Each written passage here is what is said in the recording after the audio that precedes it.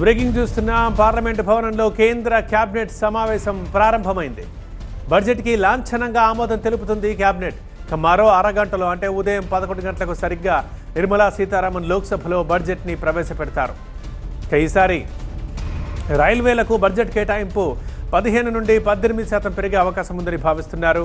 ఇక అంతకుముందే కేబినెట్ సమావేశమైంది, ఆమోదం తెలుపుతుంది బడ్జెట్కి. ఇక బడ్జెట్లో కొత్త రైళ్లను ప్రకటించే అవకాశం ఉందని అంచనాలు వేస్తున్నారు. వందే భారత్ స్లీపర్, బుల్లెట్ రైలుపై ప్రకటనకు ఛాన్స్ ఉంది. అలాగే రైల్వే ట్రాక్ విస్తరణ, ఆధునికీకరణ, కోచ్లు, వ్యాగన్ నిర్మాణాలకు ప్రాధాన్యత ఇచ్చే అవకాశం ఉంది. సో రైళ్ల గురించి ఎక్కువ చర్చ జరుగుతోంది.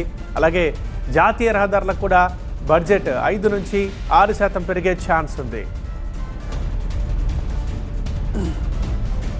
ప్రస్తుతం బడ్జెట్పై కేంద్ర కేబినెట్ సమావేశమైంది. కేంద్ర ప్రభుత్వ వార్షిక బడ్జెట్ అంచనాల్ని పెంచేస్తోంది. మెయిన్గా వేతన జీవులకు ట్యాక్స్ రేట్లు తగ్గింపుపై భారీ అంచనాలున్నాయి. వార్షిక ఆదాయం 10 లక్షల వరకు ఉన్న వారిని ఆదాయ పన్ను నుంచి మినహాయించవచ్చంటూ ఇప్పటికే ప్రముఖంగా వార్తలు వచ్చాయి. అండ్ మినహాయించాలని కూడా చాలామంది కోరుతున్నారు. ఈసారి అది జరుగుతుందని ఆశాభావం వ్యక్తం చేస్తున్నారు.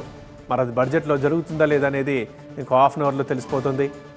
ఇటు కొత్త పన్ను విధానంలో స్టాండర్డ్ డిడక్షన్ 75,000 నుంచి పెంచుతారా అన్నది అదొక పాయింట్ ఉంది. అలాగే పేదలు, మధ్యతరగతికి లక్ష్మీ కటాక్షం ఉండాలంటూ నిన్న ప్రధాని మోదీ చేసిన వ్యాఖ్యలతో ఆశలు అమాంతం పెరిగిపోయాయి.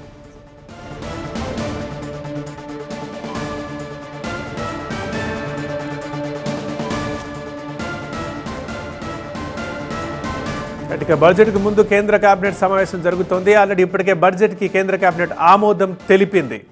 ఇక మరికొద్ది సేపట్లోనే ఆర్థిక మంత్రి నిర్మలా సీతారామన్ 8వసారి బడ్జెట్ని ప్రవేశపెట్టబోతున్నారు పార్లమెంట్లో. ప్రస్తుతం కేంద్ర కేబినెట్ సమావేశం జరుగుతోంది. ఇందులో కేంద్ర కేబినెట్ బడ్జెట్ని ఆమోదించింది.